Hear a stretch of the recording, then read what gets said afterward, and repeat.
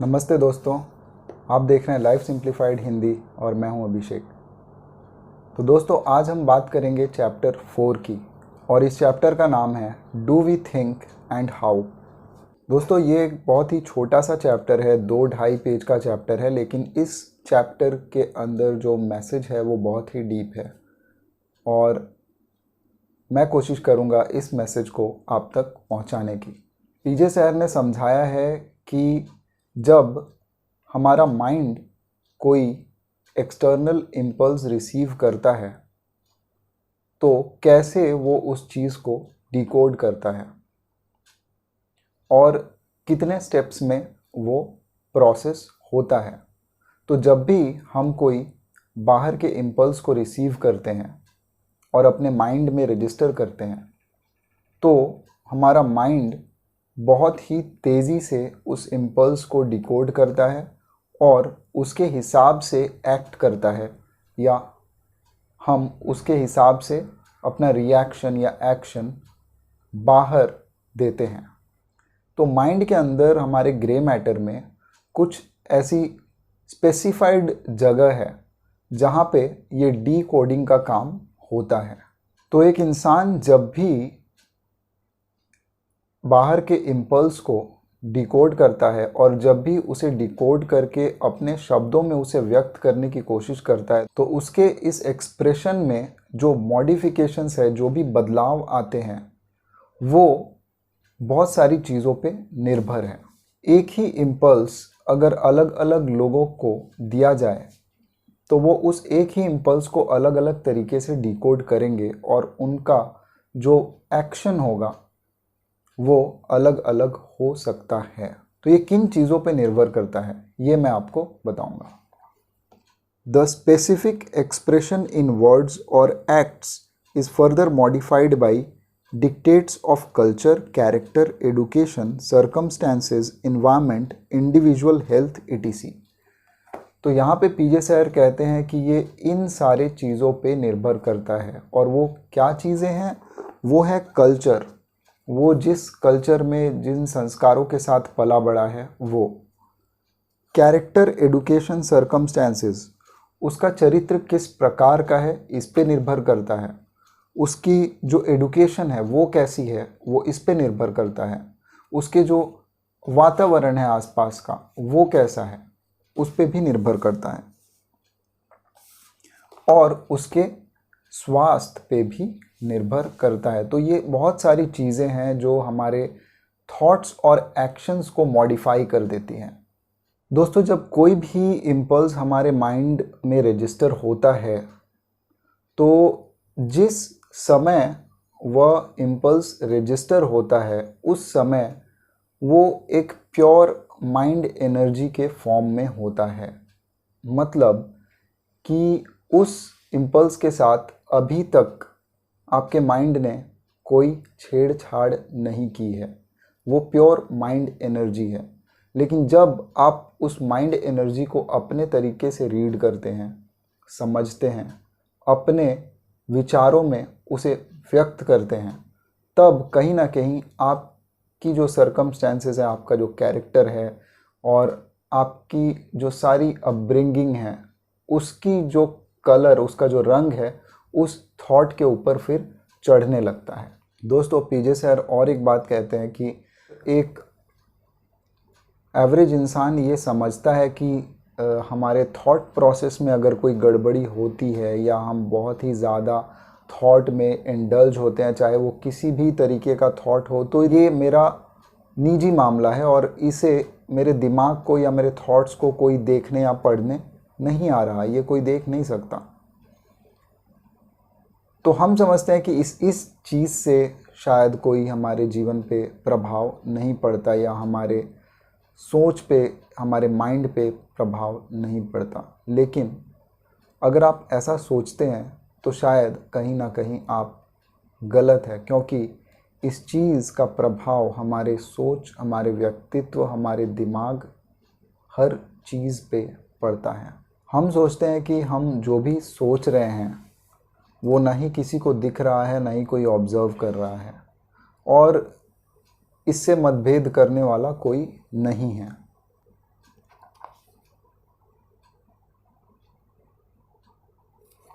और इसलिए हम जितना चाहे ड्रिफ्ट हो सकते हैं अपने थॉट्स में, और ये बिल्कुल ही हमें नुकसान नहीं पहुंचाएगा। शायद ऐसी सोच है बहुत सारे लोगों की और हमारी। अगर आप ये समझते हैं कि कर्म सिर्फ आपके फिज़िकल एक्शंस से होता है और आपकी जो थॉट प्रोसेस है उसकी कोई रिस्पॉन्सिबिलिटी या जिम्मेदारी नहीं है, तो ये गलत है।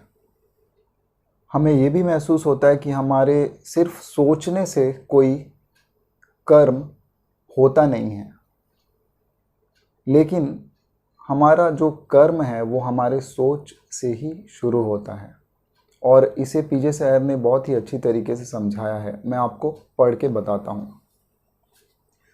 The 4 states resulting after coded impulses have been received by the brain and decoded are, तो पीजे सैयर यहाँ पे 4 स्टेट्स की बात करते हैं, 4 ऐसे स्टेट्स जिसमें हमारे जो कोडेड इम्पल्सेस जो हम रिसीव करते हैं उस तरीके से हम डिकोड करते हैं। तो पहला है प्योर माइंड एनर्जी स्टेट। तो प्योर माइंड एनर्जी स्टेट क्या है? जब हम किसी भी कोडेड इम्पल्स को रिसीव करते हैं और वो रजिस्टर होता है हमारे ग्रे मैटर में, और उस समय वो एक प्योर माइंड एनर्जी स्टेट में होता है। इसका मतलब ये है कि हमने अभी तक उससे रिलेटेड कोई पिक्चर फॉर्म नहीं किया अपने माइंड में, उसे कोई शब्द नहीं दिया, उसे कोई नाम नहीं दिया, और वो एक प्योर माइंड एनर्जी फॉर्म में है। दूसरा है held in abeyance state, that is thoughts suppressed, या फिर इसे हम बोल सकते हैं कि ये टेम्पररी इनएक्टिविटी। मतलब कि थॉट हमें कोडेड इम्पल्स रिसीव तो हुआ है और वो रजिस्टर भी हुआ है, लेकिन अभी भी वो प्योर माइंड स्टेट के ऊपर के स्तर पे गया है, और अभी भी हमने उसे कोई नाम या पिक्चर फॉर्म नहीं किया है। तीसरा है pure mind energy not expressed in acts but in words और mental pictures, that is day dreaming. तीसरे स्तर पे क्या होता है कि वो जो डिकोडेड इम्पल्स है वो एक्शंस में तो कन्वर्ट नहीं हुआ, वो किसी काम में या किसी फिजिकल बात में, बोली में कन्वर्ट नहीं हुआ है, लेकिन हमने उससे कुछ पिक्चर्स फॉर्म किया अपने माइंड में, या हम कुछ सोचने लगे उसके बारे में। तो ये डे ड्रीमिंग की तरह है। और चौथा है pure mind energy expressed in acts. अब इसमें हम क्या कर रहे हैं कि हमारी जो प्योर माइंड एनर्जी है उसे हम अपने माध्यम से बाहर एक्सप्रेस कर रहे हैं, अपने एक्शंस के माध्यम से। तो यहाँ पे ये एक अच्छी लाइन है जहाँ पे पीजे सैयर ने लिखा है actions will be judged according to their intentions, that which is lawful is clear and that which is unlawful likewise, but there are certain doubtful things between the two from which it is equally well to abstain. तो हमारे जो actions है वो हमारे intentions से जज करने चाहिए, लेकिन किसी को क्या पता कि आपका इंटेंशन क्या है। और कभी कभी हम लोगों के एक्शंस को ही देखते हैं और समझते हैं, हम नहीं जानते कि उनके एक्शंस के पीछे क्या इंटेंशन है। हमें ये समझना होगा कि हमारी जो इंटेंशन है, हम जो सोच रहे हैं, वही हमारा कर्म है। एक्शंस तो कुछ भी हो सकता है कि आपका इंटेंशन अच्छा हो और आपसे कुछ गलत हो गया। इसका मतलब ये नहीं है कि आपने गलत कर्म किया, इसका मतलब ये है कि आपका कर्म तो अच्छा था लेकिन उसका जो फल है वो अच्छा नहीं हुआ। यहाँ पे पीजे सैयर ने पतंजलि योग सूत्र के कुछ पॉइंट्स को भी मेंशन किया है। पतंजलि योग सूत्र किताब से उन्होंने कुछ पॉइंट्स को निकाला है जो कि इस चैप्टर के लिए सही है। तो यहाँ पे इन पॉइंट्स को यहाँ पे मेंशन किया गया है, मैं आपको एक एक करके पढ़ के सुनाऊंगा। The mind's state are 5 and are subject to pleasure और पेन, दे आर पेनफुल और नॉट पेनफुल। तो कहते हैं कि 5 स्टेट्स हैं माइंड के, और ये पांचों स्टेट में आपको पेन या प्लेजर की फीलिंग हो सकती है।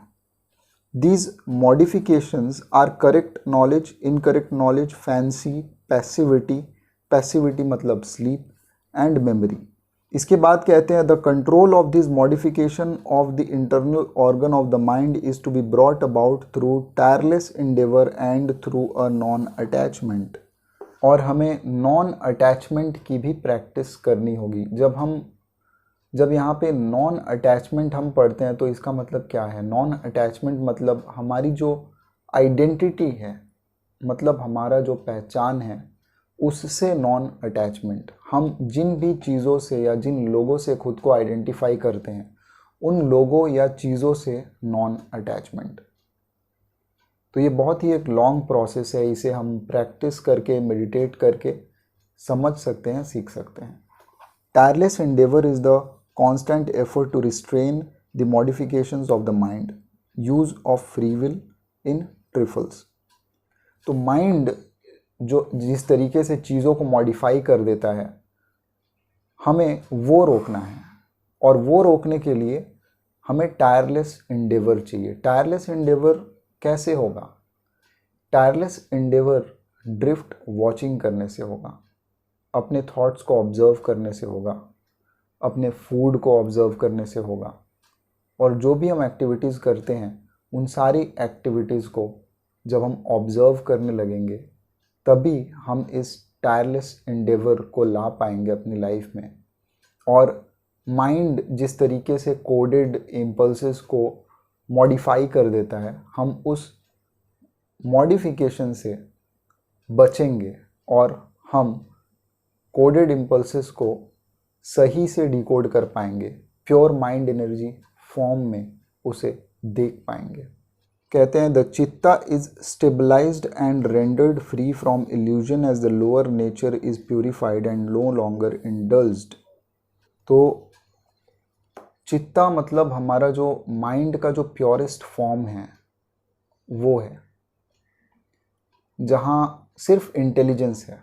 तो हमारा जो इंटेलिजेंस है वो तब प्योरीफाई हो जाएगा जब हम पूरी एफर्ट के साथ इस पे काम करेंगे। तो ये सारी चीज़ें पढ़ के हमें ये समझ में आती है कि हम जब किसी भी चीज़ को परसीव कर रहे हैं या डीकोड कर रहे हैं किसी भी इम्पल्स को, तो उसे हमें अपने माइंड के फ़िल्टर के थ्रू नहीं ले जाना।